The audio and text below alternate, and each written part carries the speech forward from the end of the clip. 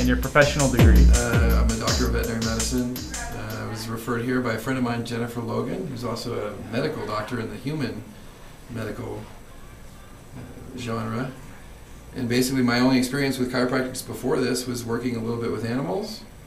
And then I had seen one other chiropractor who had refused to see me because apparently he thought that I had too much damage. He couldn't really do anything for me at that point. Okay, and then so when you came into the office, what was your initial, couple of visits about, and then what you ended up learning? Well, I think this is back in November, if that's correct. Yeah, back in November of 2010. Is it November? Yeah, I know, a long time ago already. But basically I'd been doing some landscaping. I was moving around a bunch of railroad ties, and I thought I had just pulled a muscle in my neck. And I was on a volleyball team with Jennifer, and I had to miss a couple of games, and had spent 2, 3, and then finally 4 weeks solid on a heating pad, miserable, tossing and turning, not sleeping at night, never smiling. That was another one. Yeah. Hardly able to walk, hardly able to drive, hardly able to spend any time with my dog, worried that I wasn't going to be able to cook for myself or like take care of my house or anything. So she talked to me about a chiropractic office that she was going to, that she had seen some results. And so I gave it a try, and that's how I got here. Okay. So then what was wrong with your neck, and what did I tell you, Dr. Martin tell you? Well, this is the first office that forced me to do x-rays, and I thank God for that, because actually the x-rays showed that I did have not muscle damage at all, that I had some previous bone damage of some sort, either from a pre-existing condition, posture.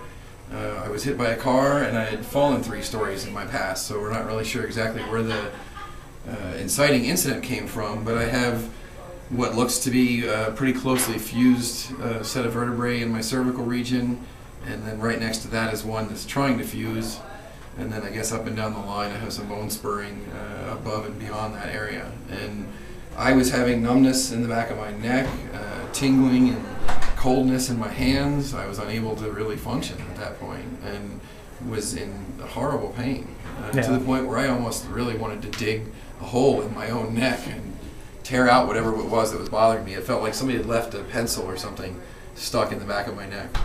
So yeah, you were pretty much saying like, if there's a surgery, just remove what's going on, and I'll be happy. I would have gladly signed away any piece of paper to have that go away if that was possible. So then at that point, what was it I told you was going to happen, and how long it was going to take, and what to expect? What did I end up telling you? Well, basically the beginning part of the treatment you explained was going to be some adjustment, besides just the adjustments that most people expect when they see a chiropractor.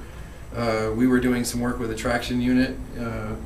We were also doing some exercises and some lengthening and stretching work. That's kind of like passive, using wedges, other fulcrums that actually kind of push and stretch and open up that area. And that basically you told me that to expect within, I think, about 6 weeks, around 20% or more increase in or decrease in the amount of pain that I had. Yeah. Decrease in symptoms, relief.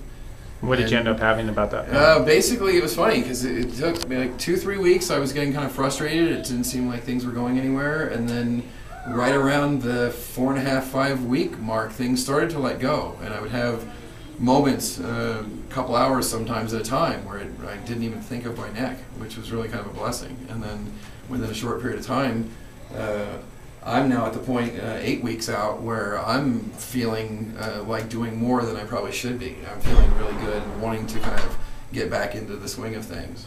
Awesome. And so right now, on the worst level of pain you had with that neck, what was that at on a 1 to 10?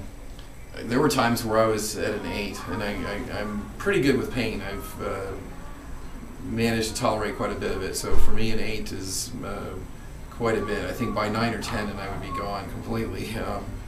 So now regarding your neck, where are you at? The spasm, like I said, was at about an 8. I think before the actual incident I was living at a constant like 4, I would say.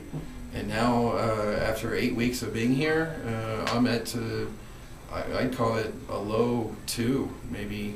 On a hard day, if I've done some shoveling or working in the garden, I can put it back up to a 3, but right now it's not something that's on my mind. Awesome. Is there anything else you would want anyone to know about it? No. No? Don't Cool. really know. Thank you. All right.